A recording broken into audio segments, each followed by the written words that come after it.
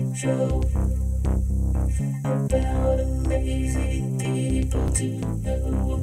Creativity is tough, but this is artsy fartsy things and stuff. So sit back and chill. Maybe we can all learn a new skill. You can never get enough of artsy fartsy things and stuff. Hello. Please forgive the interruptions and the low quality of this production. Everything here is done during the age of the pandemic, and our interviews are done via the internets, and they are problematic. So please forgive the beeps and blurps and stutters and skips and things like that, because it's the best we can do in the pandemic. And welcome to Artsy Fartsy Things and Stuff, a conversational interview podcast about creative, amazing people doing creative, amazing things and stuff. I have completely lost track of time and space in this pandemic.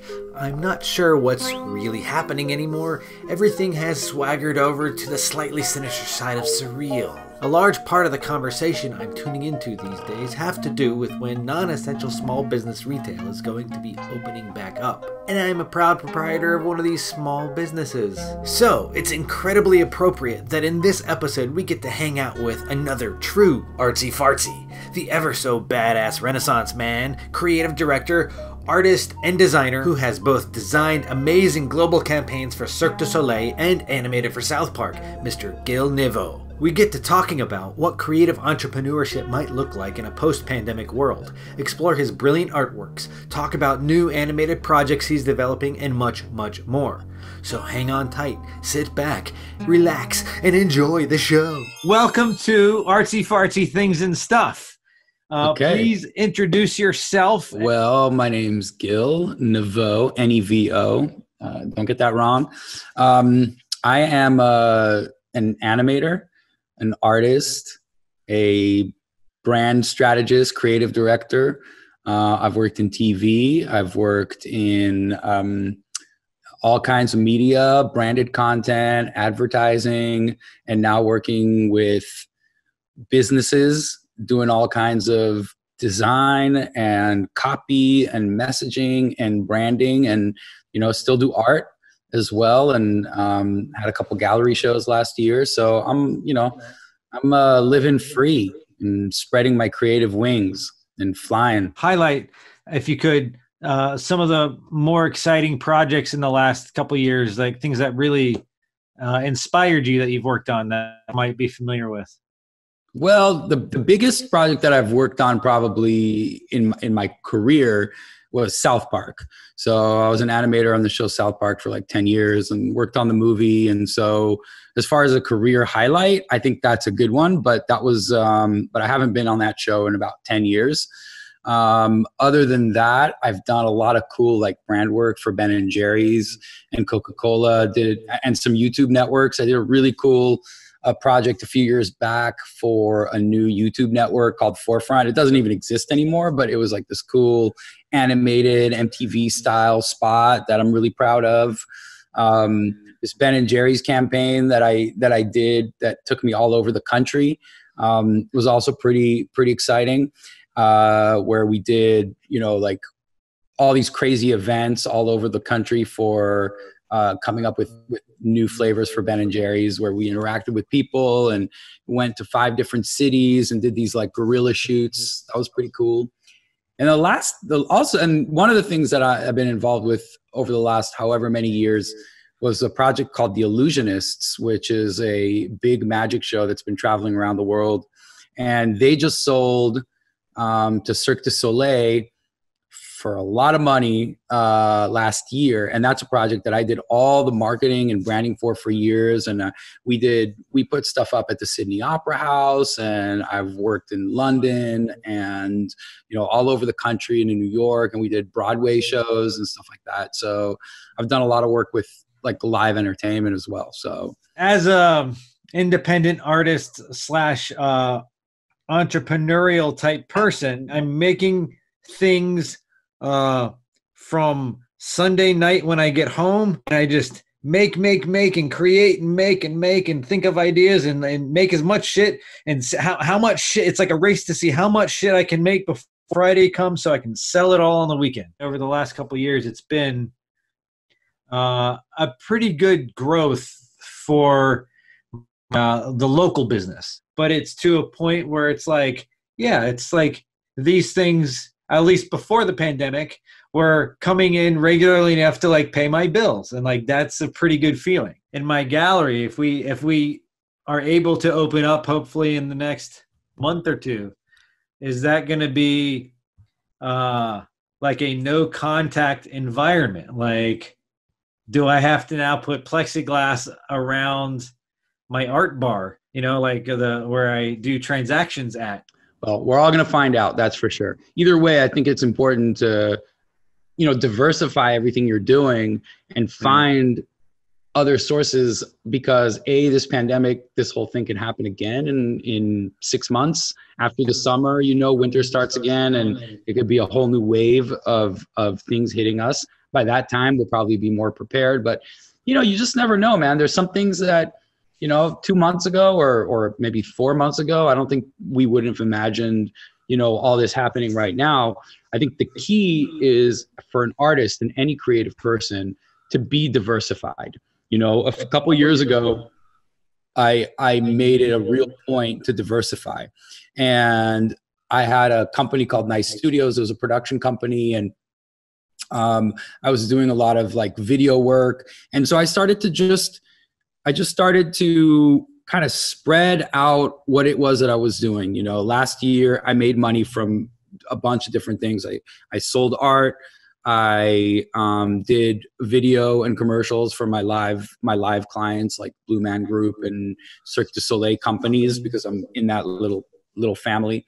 And then I also did brand strategy for different businesses and worked with companies. So I just made sure to diversify. And now that the live, you know, like Cirque du Soleil just fired 95% of their staff. The Illusionists went into hibernation because all their gigs for the year were canceled. So but I do have the business strategy stuff, which is still going, and people need, you know, online strategies right now more than ever. So while things have definitely slowed down, I know because I'm diversified that things are going to happen. And I still have opportunities. I still do, you know, one of my animated projects that I'm working on right now, looks like it's going to go through, and that's because people need content. So that's my play, right? Is just being super diversified. The main thing that I'm building is the brand, the Embrace the Weird brand, and the gallery space. And I also have a similar production background as yourself, which I kind of pulled back a little bit as I dove more into the brand stuff. I wanted to position myself more in a place creatively where potential clients were coming to me and saying, hey, I need you to do the thing that you do for me, as opposed to, I need you to do something that looks like this. You know, when it comes to that kind of stuff and what clients want, it's all a factor of money, right? Yeah. It's all a factor of how much somebody's paying.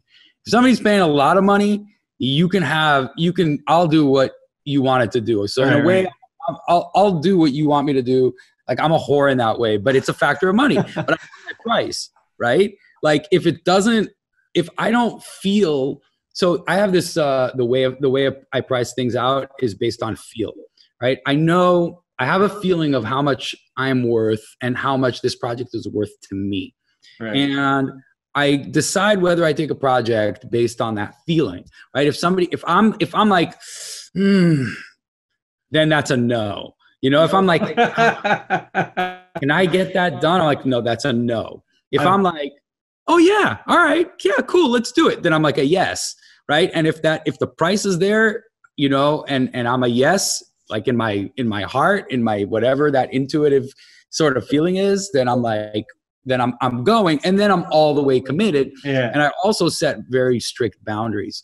So, you know, I make sure, like, I know when that money's run out. And I think a lot of artists, like, they create and they create, and they're so committed to doing a great job, they go past the money, right? Like they work further than the money has actually taken them. Oh yeah. I'm definitely a victim of that myself.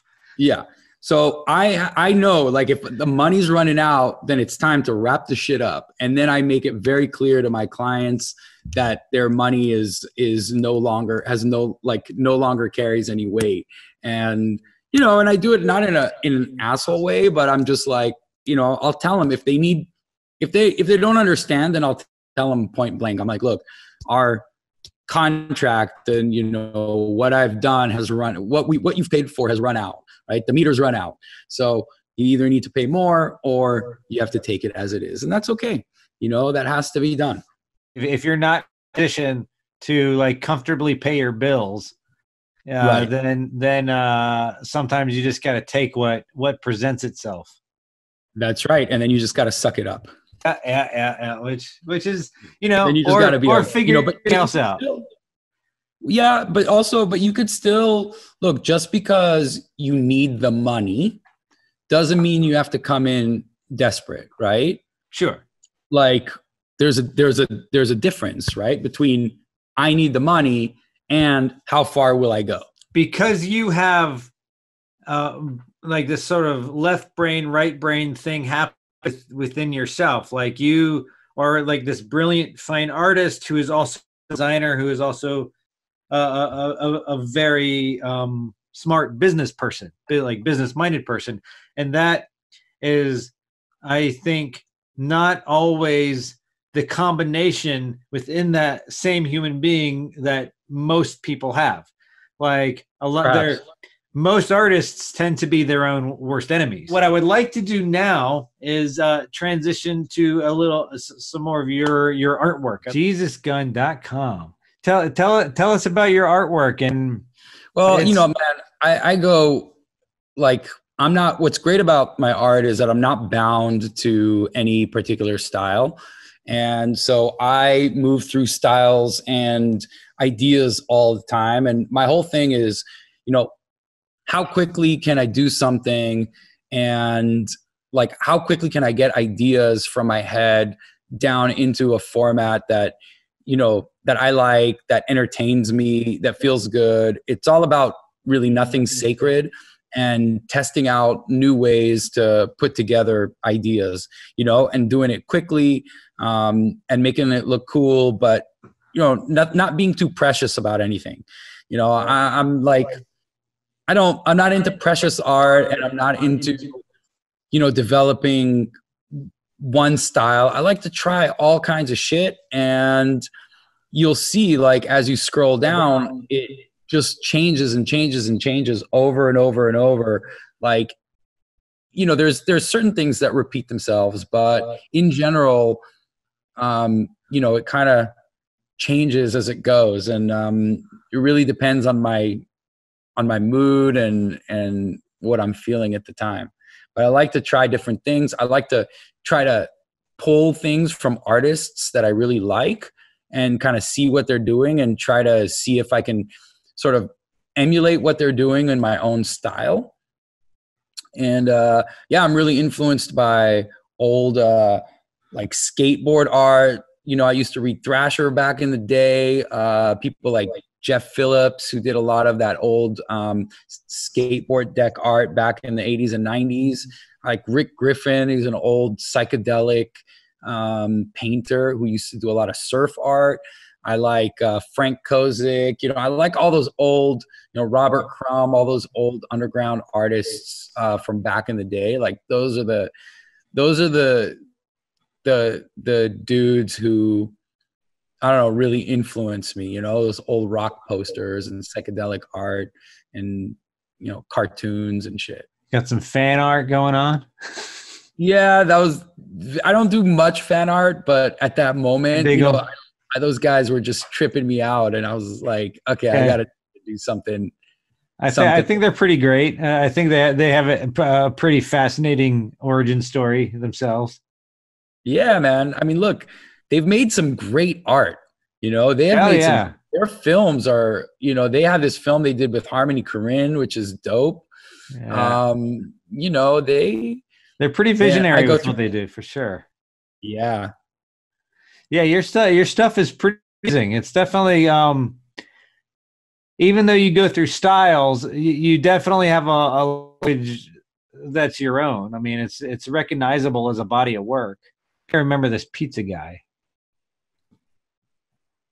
With a lot of these pieces, I mean, I know there was some stuff that were clearly paint, but do you what's the media of the work that we're looking at currently? I mean, some of it is digital. So a lot of this work is actually digital. Okay. You know, digital collage. There was a period where I was drawing, like these drawings right here were actually done. You wouldn't believe this, but they were done on my Samsung Note with a little stylus. And I used to go around and just like do work on the phone. So there was a period where I just did stuff on the phone. These are all done on the phone. And then a lot of these are done in my sketchbook and then scanned and colored in Photoshop. So right now, like the work that I'm doing is drawn on paper and scanned and painted in Photoshop. All of these right here, these kind of psychedelic ones, were drawn in my sketchbook and scanned. So what's the significance of the website Jesus Gun? I don't know, man. That's just something that came up. Yeah, like these were some of the original drawings that I did in my sketchbook that I scanned in. Yeah, I mean, really, like I do paint and I do all kinds of stuff, and I don't really this one's pretty relevant now. Which one? The smoking one? Recycled art. Kind of has a gas mask vibe. Oh yeah. 7 years ago, man, you predicted the future. That's right. Well, gas masks has been a thing for a while, man. I always loved, there's imagery that I love. Like I love gas masks. You know, I remember gas masks being all the rage in the industrial scene. Yeah, I love lucha masks, you know. So this piece should be going viral right currently. Oh yeah. That actually a friend of mine has at her house. That was actually ink and pen and ink on paper, and it was actually a really nice piece. It was framed, and it looked really good framed too. It's a pretty piece. I dig it. Yeah, man. So do you have a gallery in LA that you primarily show at? Well, last year I was showing at In Heroes We Trust. It's a gallery that used to be in Venice and now is in downtown LA. And so I had a few openings with them for a few months. I was sort of a resident artist there and did a few shows. It was a lot of fun. And then this year, I'm not sure exactly what I'm going to do. I'm kind of getting back into animation right now. So I have a series I'm working on potentially with Universal Music Group to do some like music videos, some animated music videos and stuff. So there's stuff, there's stuff happening with animation. So I'm doing a little like, where's that? Can we show that animation that you did, you posted recently? Is that on Facebook or is that on your Instagram? Go to Instagram. Yeah, it's on Instagram. If you go to just go to Instagram.com/GilNevo, GILNEVO should bring it up. It's that red one in the middle. Yeah, there it is. Yeah, so this is fun. This is bullshit, man. All this fucking hysteria over what? Some bullshit with a virus. Fuck the virus, man. Fuck it. Live, you die. What the fuck's the difference anyway? Whatever. It's all good. Yeah, like had such a vibe of like some of the independent New York animation scene that was like filling up stuff like Liquid Television, the Spike and Mike Film Festival for touring like that. I love that stuff. The vibe of that.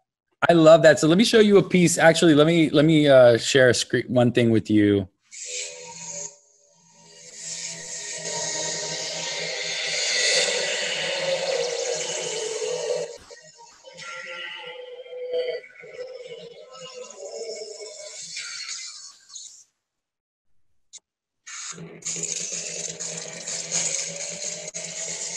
is great.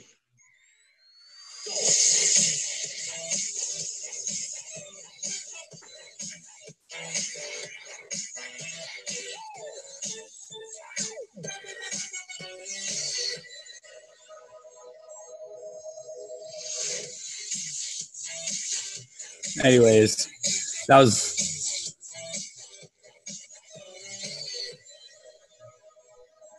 So when are you gonna have your series, your animated character series out into the mainstream? I'm gonna work on it. I'm actually working on it in piecemeal this year. So basically, I'm gonna do more of those little animated bits, like the one on the Instagram, and I'm gonna explore different characters and different bits, and then like compile all that. So the way I'm gonna do it is just kind of in slow motion and just do it little bit over time. I find that's kind of the best way for me to work is in small chunks rather than trying to like. Otherwise, I'll burn myself out. Right. I'm just going, I can just do this over time, do like small 10, 20-second clips, and then build enough clips where I can get a trailer together and then just present it that way. So that's what I'm doing right now. And you're gonna take that and to like a Cartoon Network situation or a Comedy Central, or are you gonna take that and like is there opportunity for that to exist as like a web series online? Like where do you think? Look, money, it's really a factor of money, because, and I'm not being that to be shallow. It's just like, it takes money to create a good product. And there's no two ways about it. It takes time, it takes labor, and it takes money. So it's going to be a factor of money. And, I could do a web series, but you got to have a budget, and, you get a certain amount for that. But, I'm hoping to try to go to Netflix, or even like there's all these things popping up like Quibi, for example, which I think they just got $1.5 billion for new content. Not a bad yet. Yeah, right. It's not bad, right? I want a little $1.5 billion, and that's just the start. I mean, you could do a pretty great animated series for $1.5 billion. I'm just. Yeah, I mean, not the best, but like, that's something. It'd be pretty close. I could whip something up. Let's break I think you'd do all right. Listen, $2 billion is way better than $1.5 billion. $3 billion would be ideal. But look, if they're gonna be cheap about it, I could do something. I could do something for them. The first $1 billion animated series. Now I would do it, and I know where I'd spend all the money: hookers and crack. What you got to do it inspired, man. Whatever fuels the passion. And hookers and crack, they do it. You know what I mean? They really help motivate a team, not just. If people want to send you all the hookers and crack in Los Angeles, they just need to go to your website, Jesus Gun. Is that how they get in contact with you? Instagram. Instagram's the best way? Gil Nevo. Nevo on Instagram, yeah. Did you want to talk about Superbrand at all and plug that?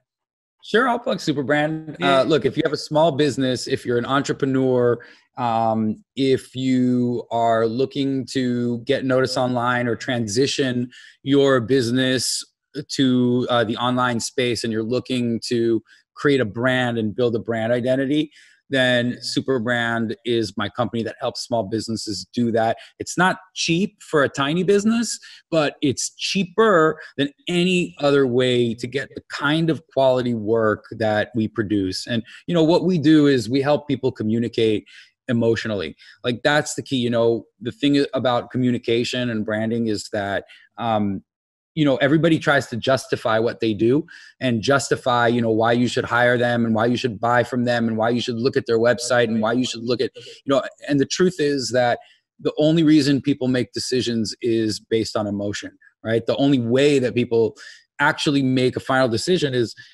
using their intuition, right? You could logic it out all you want, but at the end of the day, it's an emotional decision.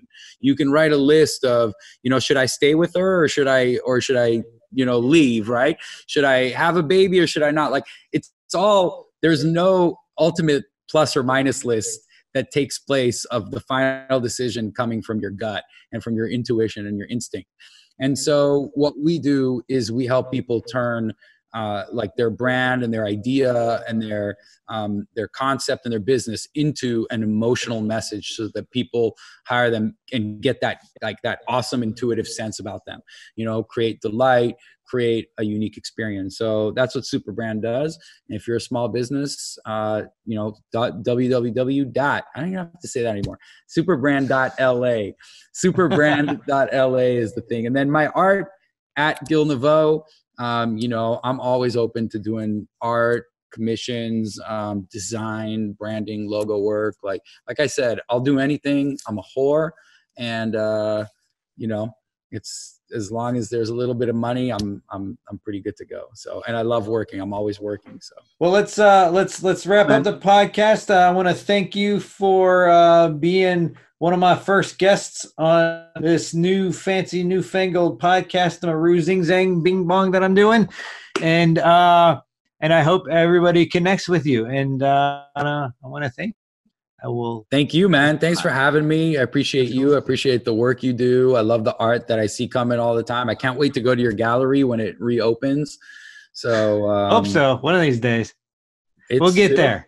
It'll happen. It'll happen, brother. All right. I'm gonna stop the recording. Well, that's all the show we got today, boys and girls. I hope you're able to take a deep dive into the world of Gil Nevo. Check out his Instagram at GILNEVO. And if you want to learn more about his branding company, please check out superbrand.la. And as always, if you dig what you saw and heard, please consider subscribing to us on YouTube and all the major podcast networks.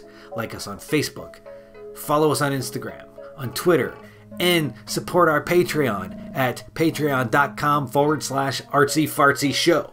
That's it for now. Stay safe, stay healthy, stay weird, stay awesome, and catch you in the next episode. This show is brought to you by Embrace the Weird, a lifestyle brand for weirdos. From original crazy t-shirt designs to handmade eccentric earrings, they have everything you need to embrace your inner weirdo.